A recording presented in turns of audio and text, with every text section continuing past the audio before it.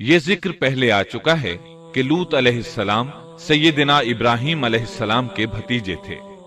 सैयदना लूत अलैहिस्सलाम के बाप का नाम हारान था, जो तारिख यानी आजर के बेटे थे।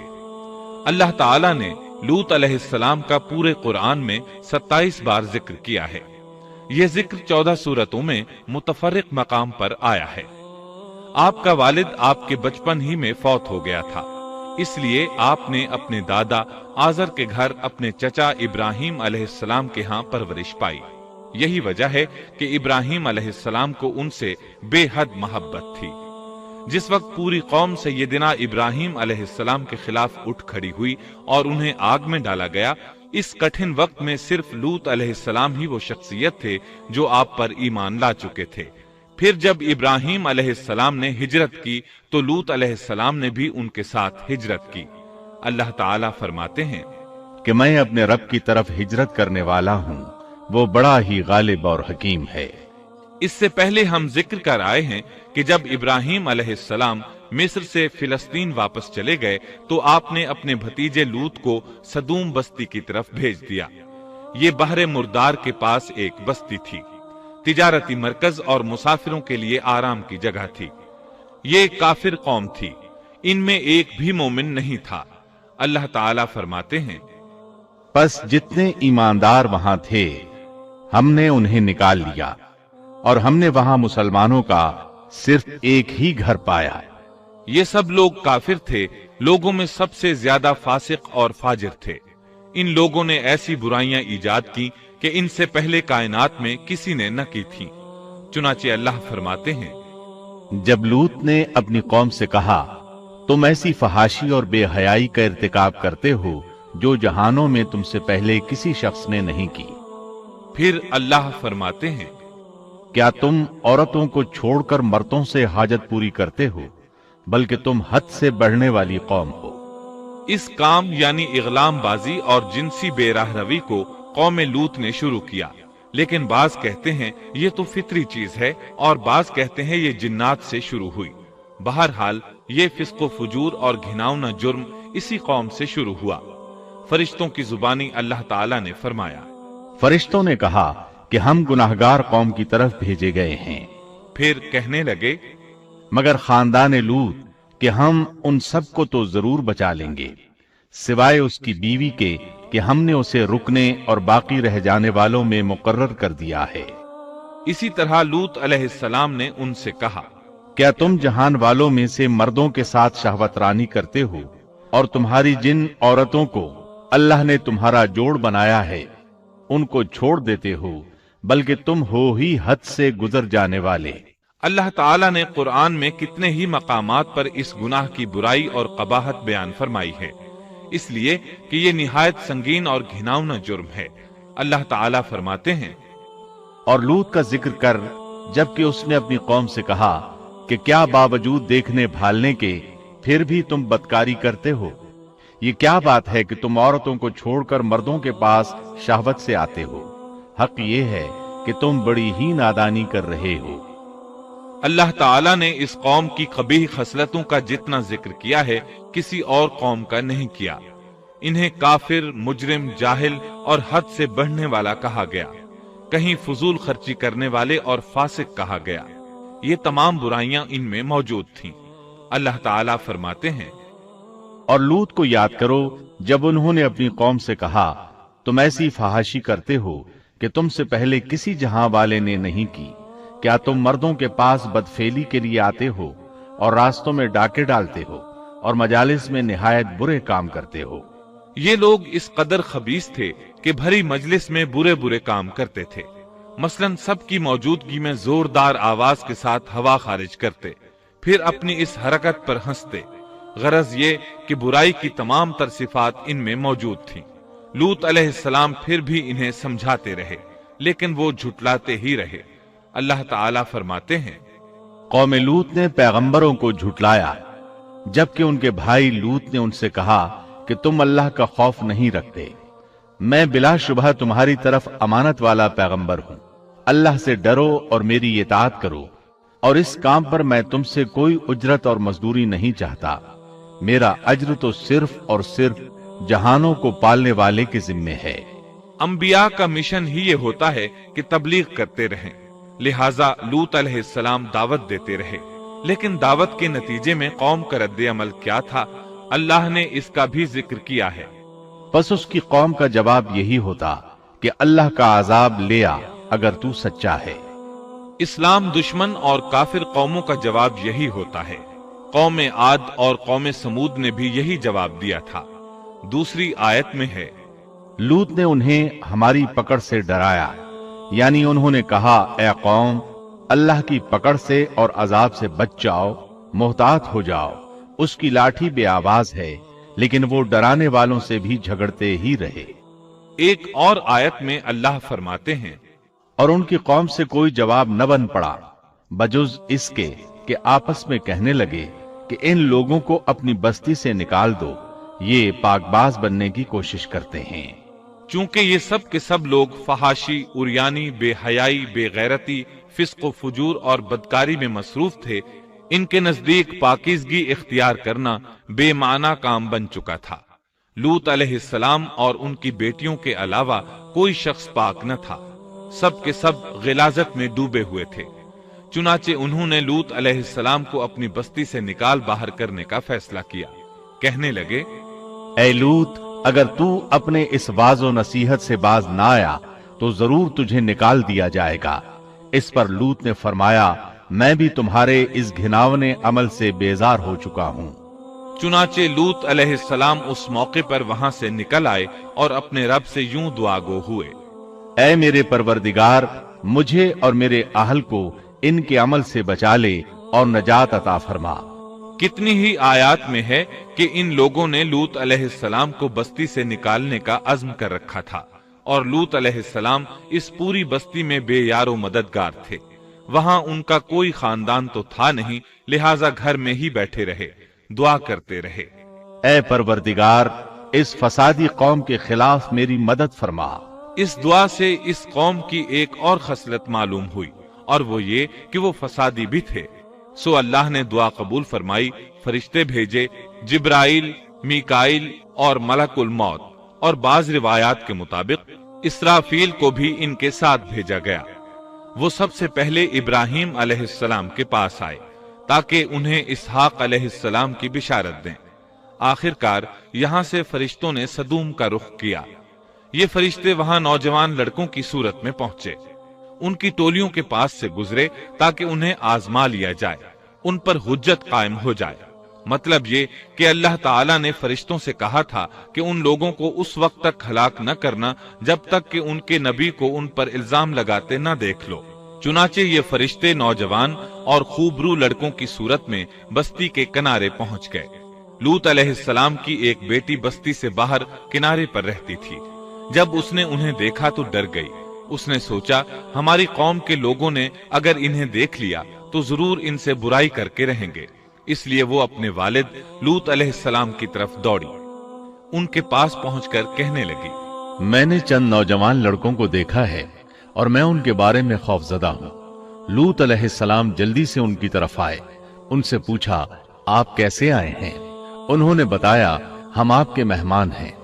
लूत अलैहिस्सलाम चाहते थे उन्हें बाहर ही से दूसरी तरफ रवाना कर दें, लेकिन जब उन्होंने कहा कि हम मेहमान हैं तो वो उन्हें जाने के लिए न कह सके। चुनाचे उनसे बोले, अल्लाह की कसम, जमीन की पुश्त पर इससे खबीस और गंदी कौम हमने नहीं देखी और न ही किसी के बारे में ऐसा मालूम हुआ। आपने दोबारा, सहबारा और फिर चौथी बार भी उनसे यही बात कही ताकि उन नौजवानों को हालात का इल्म हो जाए, वो भांप लें।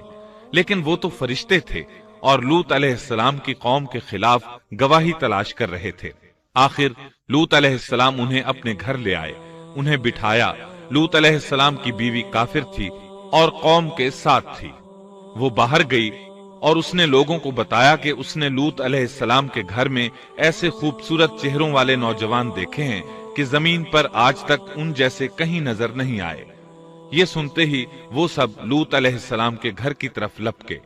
कुरान करीम में आता है, लोग जल्दी से उसकी तरफ लपके और वो इससे पहले फहाशी के आदी बन चुके थे।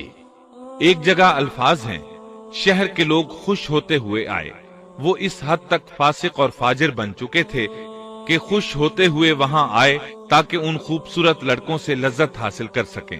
یہ گھر کے سامنے پہنچ گئے تو لوط علیہ السلام انہیں روکنے کے لیے گھر سے نکلے۔ ان سے فرمایا، اے میری قوم، تمہاری خواہش کے لیے میری بیٹیاں موجود ہیں، یعنی قوم کی عورتیں موجود ہیں۔ نبی قوم کا باپ ہوتا ہے، اس کی بیویاں قوم کی مائیں اور قوم کی عورتیں اس کی بیٹیاں شمار ہوتی ہیں، جیسا کہ سورہ ہود میں آتا ہے۔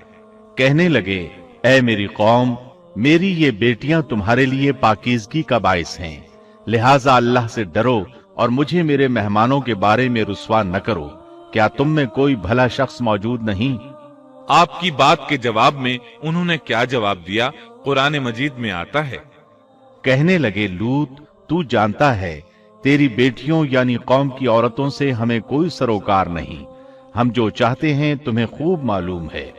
لوط کہنے لگے، کاش میرے پاس کوئی قوت ہوتی یا میں کسی مضبوط پناہ میں ہوتا۔ لوط علیہ السلام کے پاس کچھ بھی تو نہیں تھا، صرف ان کی اپنی بیٹیاں ان پر ایمان لائی تھیں، یہاں تک کہ ان کی بیوی بھی کافر تھی۔ بخاری اور مسلم کی روایت ہے، نبی کریم صلی اللہ علیہ وسلم نے فرمایا، اللہ تعالیٰ لوط پر رحمت فرمائے، وہ اللہ تعالیٰ کی طرف پناہ لیتے تھے۔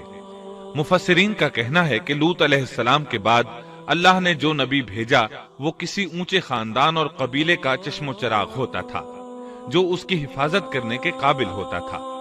لوط علیہ السلام کے ساتھ کوئی مددگار نہیں تھا۔ ایک دوسرے مقام پر اللہ تعالیٰ فرماتے ہیں، اور شہر کے لوگ خوش ہوتے ہوئے آئے۔ لوط نے کہا، یہ میرے مہمان ہیں، مجھے رسوا نہ کرو، اللہ سے ڈرو اور مجھے ذلیل نہ کرو۔ انہوں نے کہا، کیا ہم نے تجھے جہان والوں کے بارے میں منع نہیں کیا؟ یعنی انہوں نے آپ کو تبلیغ وغیرہ سے بھی روک دیا تھا۔ لوط نے کہا، اگر خواہش پوری کرنا چاہتے ہو تو میری بیٹیاں یعنی قوم کی عورتیں موجود ہیں، ان سے کر لو۔ اے پیغمبر، تیری عمر کی قسم، وہ لوگ اپنی مدہوشی میں مست تھے۔ اللہ تعالیٰ نے کسی انسان کی عمر کی قسم نہیں کھائی سوائے نبی کریم صلی اللہ علیہ وسلم کے، اور یہ اعزاز آپ کے شرف، عزت اور تکریم پر دلیل ہے۔ اب ان لوگوں نے گھر میں داخل ہونے کی تیاری کر لی۔ ادھر لوط علیہ السلام نے اپنے تینوں مہمانوں کی طرف دیکھا۔ آپ ان کے لیے فکر مند تھے، لیکن وہ یہ دیکھ کر حیران ہوئے بغیر نہ رہے کہ وہ تینوں بالکل بے فکر بیٹھے تھے۔ اس وقت کی کیفیت اللہ تعالیٰ نے قرآن مجید میں یوں بیان فرمائی ہے، تم لوگ تو کچھ انجان سے معلوم ہو رہے ہو۔ اس پر وہ کہنے لگے، ہم تو تیرے پاس وہ فیصلہ لائے ہیں جس میں اس قوم کو شک تھا، اور ہم تیرے پاس حق لے کر آ چکے ہیں، اور بے شک ہم سچے ہیں۔ سورۃ العنکبوت میں اللہ تعالیٰ فرماتے ہیں، فرشتوں نے کہا، اے لوط، نہ ڈر اور غم نہ کھا، یقیناً ہم تجھے اور تیرے اہل کو سوائے تیری بیوی کے نجات دیں گے، وہ پیچھے رہ جانے والوں میں سے ہوگی۔ ہم اس بستی والوں پر ان کے گناہوں کے سبب آسمان سے عذاب نازل کرنے والے ہیں۔ انہوں نے یہ بھی کہا، کہنے لگے، اے لوط، ہم اللہ کے بھیجے ہوئے فرشتے ہیں، یہ لوگ تجھ تک نہ پہنچ پائیں گے، یعنی تجھے تکلیف نہیں پہنچا سکیں گے۔ پھر ان میں سے ایک شخص نے اندر داخل ہونے کی کوشش کی۔ جبریل اٹھے، انہیں ایک ایسی ضرب لگائی کہ تمام کے تمام اوندھے ہو گئے۔ اس بارے میں اللہ کا فرمان ہے، انہوں نے لوط کو اس کے مہمانوں کے بارے میں پھسلانے کی کوشش کی تو ہم نے ان کی آنکھیں مٹا ڈالی۔ اللہ تعالیٰ سورۃ القمر میں فرماتے ہیں، بس میرا عذاب اور ڈرانا چکھو۔ وہ دھمکیاں دینے لگے اور واپس جاتے ہوئے کہنے لگے، ہم تجھ سے کل نبٹ لیں گے۔ انہوں نے سزا محسوس بھی کر لی، لیکن پھر بھی توبہ نہ کی۔ اس وقت فرشتوں نے کہا، یقیناً ان کے وعدے کا وقت صبح کا ہے، اور کیا صبح بالکل قریب نہیں؟ صبح تک انہیں مہلت مل گئی۔ فرشتوں نے کہا، اے لوط، اپنے اہل کو رات کے حصے میں لے کر نکل جا، اور ان کے پیچھے پیچھے تو چل، اور تم میں سے کوئی پیچھے مڑ کر نہ دیکھے، اور جہاں تمہیں حکم ہو چلے جاؤ۔ اور ہم نے اسے وہ فیصلہ سنا دیا کہ صبح ہوتے ہی اس قوم کی جڑ کاٹ دی جائے گی۔ اسی طرح اللہ تعالیٰ سورۃ الشعراء آیت 170 اور 171 میں فرماتے ہیں، ہم نے اسے اور اس کے تمام اہل کو نجات دی سوائے اس کی بیوی کے جو پیچھے رہنے والوں میں سے تھی۔ سورۃ القمر میں اللہ تعالیٰ فرماتے ہیں، تمام ہلاک ہو گئے سوائے لوط کی آل کے، انہیں ہم نے صبح سحری کے وقت یعنی رات کے آخری حصے میں نجات دی، یہ ہمارا احسان تھا، اور اسی طرح ہم شکر گزاروں کو بدلہ دیتے ہیں۔ چنانچہ لوط علیہ السلام نکل کھڑے ہوئے، ان کے ساتھ ان کی صرف 2 بیٹیاں تھیں، وہ بستی سے نکل گئے، پھر صبح ہوئی، روشنی پھیلنے لگی تو عذاب آ گیا، اور صبح سویرے ہی انہیں ٹھہرنے والے عذاب نے آ لیا، پس تم میرے عذاب اور ڈرانے کا مزہ چکھو۔ یہ عذاب کیسا تھا؟ جبریل علیہ السلام آئے، اپنا پر زمین کے نیچے داخل کیا، اس مکمل بستی کو اکھیڑا اور آسمان کی طرف اٹھا کر لے گئے۔ کہا جاتا ہے کہ فرشتوں نے اس بستی کے مرغوں کی اذان اور کتوں کے بھونکنے کی آوازیں سنی، اور لوگوں نے فرشتوں کی تسبیح سن لی۔ جبریل علیہ السلام نے ایک چیخ ماری، سب بجھی ہوئی آگ کی طرح ہو گئے، پھر مکمل بستی کو پکڑ کر الٹا دیا، ہر ایک کے لیے آسمان میں پتھر تیار تھا، بہرحال اس کو زمین پر دے مارا۔ اللہ تعالیٰ سورہ ہود میں فرماتے ہیں، پس جب ہمارا حکم آیا تو ہم نے اس کا اوپر والا حصہ نیچے کیا اور ان پر کنکریلے پتھر برسائے جو تہ بتہ تھے، تیرے رب کی طرف سے نشاندار تھے، اور وہ ان ظالموں سے کچھ دور نہیں تھے۔ سورۃ الحجر میں اللہ فرماتے ہیں، روشنی ہوتے ہی انہیں بڑے زور کی چیخ نے پکڑ لیا، پھر ہم نے اس کا بلند حصہ نیچے کیا اور ان پر کنکر والے پتھر برسائے۔ سورۃ الشعراء میں اللہ فرماتے ہیں، اور ہم نے ان پر ایک خاص قسم کا می برسایا، پس بہت ہی برا می تھا جو ڈرائے گئے ہوئے لوگوں پر برسا۔ یہ ماجرا بھی سراسر عبرت ہے، ان میں سے بھی اکثر مسلمان نہ تھے۔ بے شک تیرا پروردگار وہی ہے غلبے والا، مہربانی والا۔ سورۃ النجم میں اللہ فرماتے ہیں، اور اس نے الٹائی ہوئی بستیاں گرا دی، پھر ان کو اس چیز سے ڈھانپا جس سے بھی ڈھانپا، مطلب یہ کہ ان پر پتھروں کی بارش برسائی۔ پس تم اپنے رب کی کون کون سی نعمتوں میں جھگڑو گے؟ یہ شخص بھی پہلے ڈرانے والوں کی طرح ایک ڈرانے والا ہے۔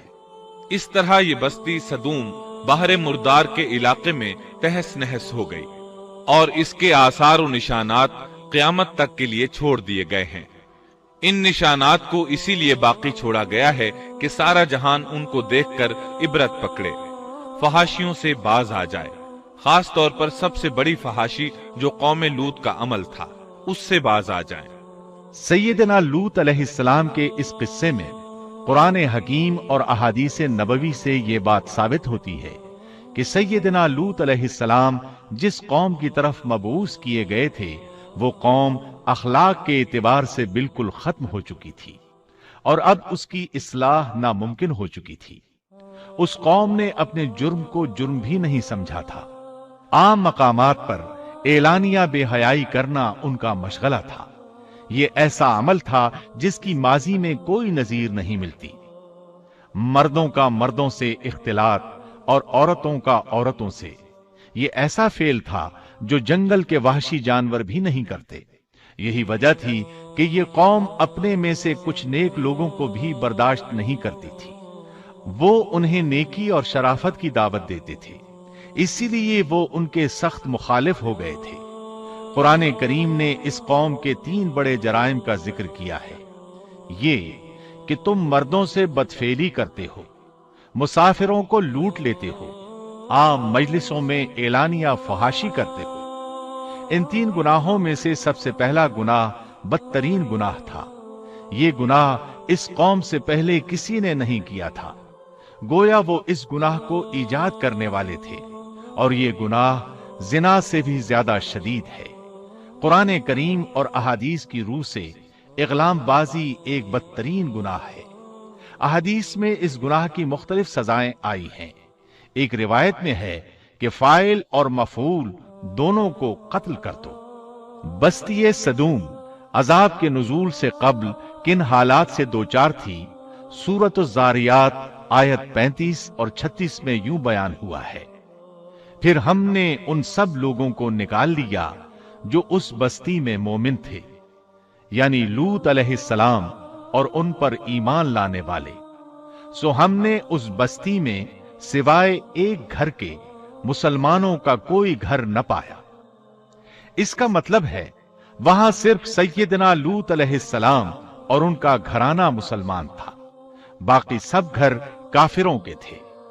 अल्लाह ताला किसी कौम की मुकम्मल तबाही का फैसला उस वक्त तक नहीं करते जब तक कि उस कौम में कुछ काबिले लिहाज भलाई मौजूद हो, मगर जब कौम का हाल ये हो जाए कि उसमें भलाई आटे में नमक के बराबर भी बाकी न रहे, तो ऐसी सूरत में अल्लाह का कानून ये है कि नबी और उस पर ईमान लाने वालों को अपनी कुदरत खास से किसी न किसी तरह बचा लिया जाता है और बाकी लोगों के साथ वही मुआमला किया जाता है जो होशमंद ताजिर अपने टोकरे के गले सड़े फलों के साथ करता है।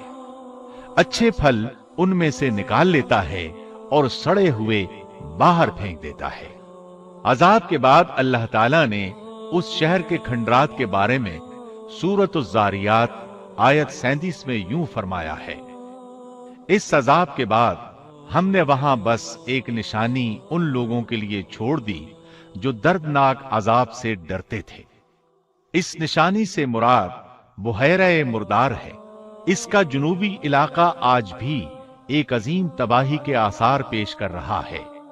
माहिरीन आसार कदीमा का ख्याल है कि कौम लूत के 5 बड़े शहर शदीद जलजले से जमीन में धंस गए थे और उनके ऊपर बुहैरा मुर्दार का पानी फैल गया था। इस ख्याल की वजह यह बताई जाती है कि बुहैरा मुर्दार का वो हिस्सा जो अल-लिसान नामी जजीरे के जुनूब में वाक़ है, वो साफ तौर पर बाद में पैदा हुआ है और कदीम बुहैरा मुर्दार के जो आसार इस जजीरे के शिमाल में नजर आते हैं, वो जुनूब में पाए जाने वाले आसार से बिल्कुल मुख्तलिफ हैं। माहिरीन आसार कदीमा ने इससे ये बात अख्स की है कि जुनूब का हिस्सा पहले इस बुहैरा की सतह से बुलंद था, बाद में जलजले से धंसकर जमीन के नीचे चला गया। इस धंसने का जमाना भी 2000 बरस कब्ल मसीह के करीब मालूम होता है और ये जमाना तारीख के एतबार से सैयदना इब्राहीम अलैहिस्सलाम और सैयदना लूत अलैहिस्सलाम का जमाना है। 1965 ईस्वी में आसार कदीमा की एक अमरीकी टीम को अल-लिसान जजीरे पर एक बहुत बड़ा कब्रिस्तान मिला। इसमें 20,000 से जायद कब्रें थीं। इससे अंदाजा होता है कि करीब ही कोई बड़ा शहर आबाद था। इसलिए ऐन मुमकिन है कि जिस शहर का ये कब्रिस्तान है वो बुहैरा में गर्क हो चुका हो। बुहैरा के जुनूब में जो इलाका है उसमें अब भी हर तरफ तबाही के आसार मौजूद हैं और जमीन में गंधक, राल, कोलतार और कुदरती गैस के इतने बड़े जखायर पाए गए हैं कि उनको देखकर यकीन हो जाता है कि किसी वक्त बिजलियों के गिरने से या आतिश फिशां का लावा निकलने से यहां आग फट पड़ी थी। अल्लाह ताला सूरह हूद की आयत 83 में इरशाद फरमाते हैं, पथराव का ये अजाब आज भी जालिमों से दूर नहीं। मतलब ये कि जो कौम इस कौम की तरह जुल्म और बेहयाई पर जम जाए, वो अपने आप को इस जैसे अजाब से दूर न ख्याल करे। लूत अलैहिस्सलाम के हालात और वाकयात कुरान करीम की रोशनी में आपने सुने।